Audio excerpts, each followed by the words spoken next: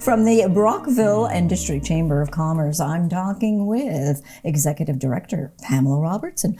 Welcome to the program. Thank you, Doreen, for having me. It's been a while. It has been a while, and I'm so thrilled that you asked for me to come back. You have so many things that are happening. We always have things happening. Let's begin with SEBA. Yes, SEBA. So I have it down on paper just because there's so many details to it. So SEBA is the Canadian Emergency Business Account that was brought in by the federal government through the pandemic. So a little history. So of May of 2020, there was a $40,000 loan that we could give or get, and then have 10,000 of it forgivable. Then February of 2021 happened. There was another 20,000 that you could have applied for and have 10,000 of it being forgivable. So 40,000 loan, 20,000 forgivable if you pay it back by a certain period of time. So the first period of time was supposed to be December of 2022. The network worked very, very hard, and I'm talking the chamber network and other industries, worked very, very hard to get that extended to this year, December of 2023. Okay. Of course, we know that there are still businesses out there that are struggling through lots of things that are happening. Shortage in labor, still supply chain, many factors of why some businesses won't be able to pay this loan back and lose the opportunity of that forgivable portion. So the network worked hard, and unfortunately we didn't get the perfect win that we wanted. We wanted it extended for at least 2 years or even 1 year. It only got extended for a couple of weeks to get that forgivable portion. Okay. So what now has to happen is the businesses have to go back to their banking institutions that they did the loans with and reapply for a loan now. And this will have an interest rate attached to it. But if they secure the loan, they still will be able to have that forgivable portion, which is great. Because, you know, $20,000 is $20,000. And it's a substantial amount for a lot of businesses. So with that saying, they must secure that before January 19th. Then they have up until March, I think it's March 28th, because a lot of the banking institutions is going to have a lot of influx of applications. So that's why there is from January 19th to the 28th of March to hear back from their institution. And then they will still be able to receive that forgivable portion if they are approved. Once they are approved, then they will be able to have a 3-year loan at a 5% interest. Which a 5% interest is a really good interest rate at this point in time in our economy, because we know the interest rates are increasing and increasing and increasing. And they're going to, And they're going to increase some more. So I think, you know, with not being able to get the full win of the extension of 2 years, we did receive a win. And people have to remember that we did get the win of that extension on the other side of it, extending it to December of this year. But we know we have surveyed our members, and we know that there is a substantial amount of members in our membership that won't be able to pay it back still. So I'm hoping that they'll be successful in doing their loan again with their financial institute and getting that 5%. I know people don't want the interest on it. They have been all interest-free loans as of right now. But I feel that the 5% is better than what is out there right now for loans. So we've worked hard on that, and you know that is one of the biggest parts of the Chamber's jobs are as advocacy at all levels.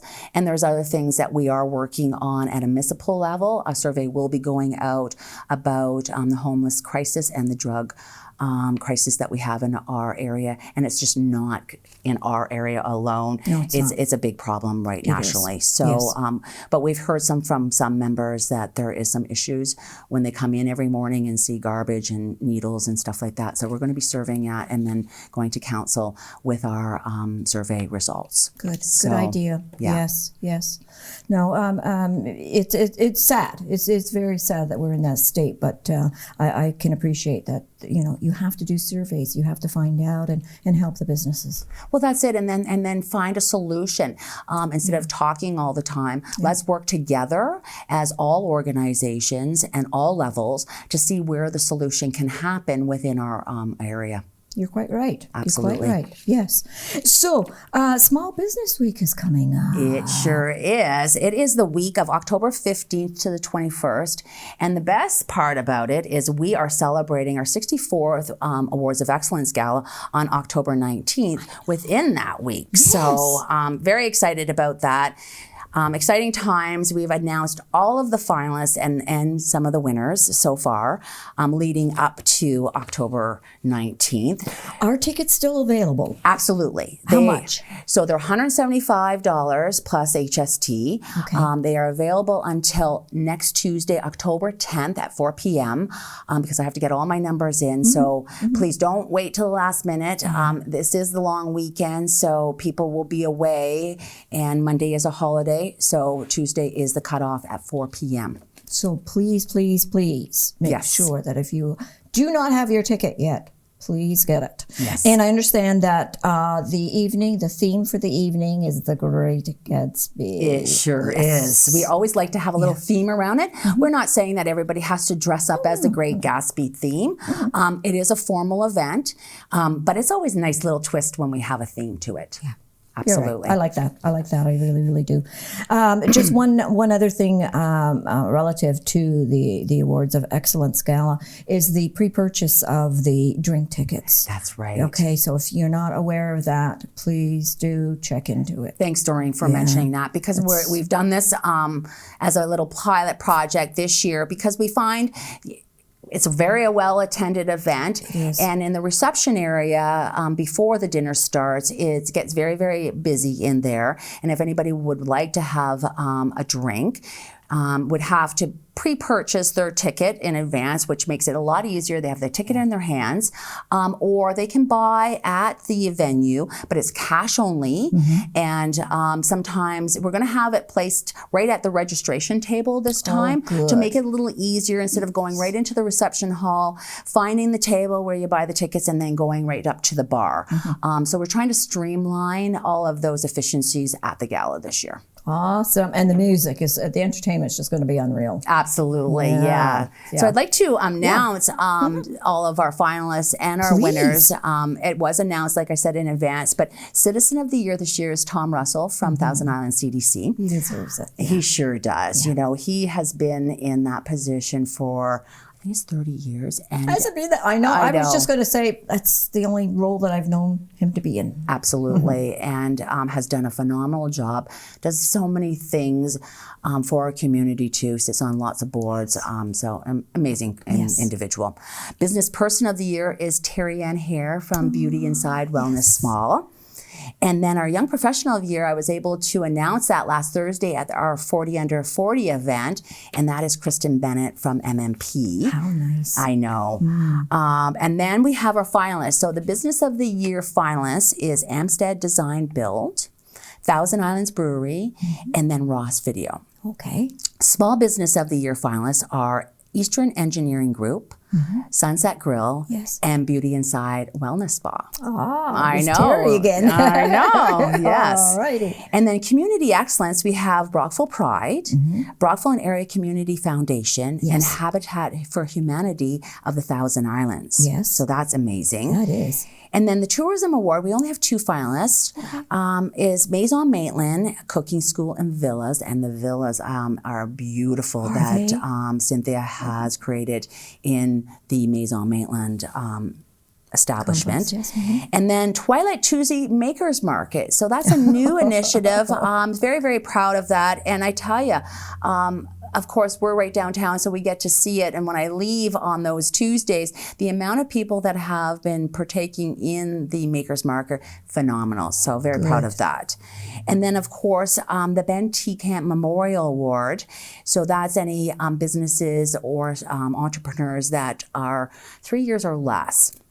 And it's super simple sheets And then they're not sheets, like meaning sheets for your bed. They're actually an organization that was created throughout COVID, 2 teachers that actually have learning sheets on their website. It's incredible. And they have them all over different provinces now. Good for them. I know, it's amazing. And then Our Brew Solar Brewery, and then King Arthur's Woodworking Inc. So great amount of individuals, organizations, and businesses for the lineup. Great variety. Yes, Great absolutely. variety, and they all deserve it. They all sure. do. Can we please talk about workshops? You've got some workshops that are coming up, do you not? Yes, we do. So in November, after the gala's done, and then our networking event, our Chamber Cheers Business After Business, that we've changed it from our Business After 5 to Chamber Cheers. Yes. Is at O'Farrell Financials on October 25th. But then in November, yes, we do have a few workshops. One with Small Business Enterprise Center and the Employment and Education Center. We are partnering with them with a WSIB workshop. Oh, good. And that's safety. And this first workshop will be for new businesses. There is another one coming in December for businesses that are already established. So we have 2 different workshops, one in November, one in December. Okay. And then we're working on a speaker series for the end of November, which will have very relevant information that our members are asking for, such as social media. Another thing this month is Cyber Security Month. It's October Cyber Security Month. Okay. And as you probably have heard in the media, there has been a numerous amount of businesses that have been cyber attacked. The Weather Network was one of them. Yes. Clorox bleach, Clorox wipes were another one. So very, very relevant to what our members are looking for, or any business that want to come out to our workshop. So stay tuned for those details as we start to finalize all of the speakers and individuals that will be attending. Screening kits, do you still have, I know we're supposed to be over COVID and you know, do you still have screening kits available? We do, Doreen. You do? Absolutely. So we can still get them from the province. Okay. And I still do have a fair amount of screening kits. You know, to date, I think it was 29,000 screening kits that we have delivered from Gananoque all the way to Cornwall, which was necessary. Yes. And I have seen a bit of an uptake from our business community of getting kits from me. So I just wanted to share with our business community that we still do have them. And if they want them, just to have it a tool in their toolbox, we will be able to provide them complimentary. Good, Yeah. good. Appreciate that because that's so important too. Absolutely. Thank you for sitting down with me. Will you come back in November and we'll talk again? Absolutely will, Doreen. Okay, I appreciate that.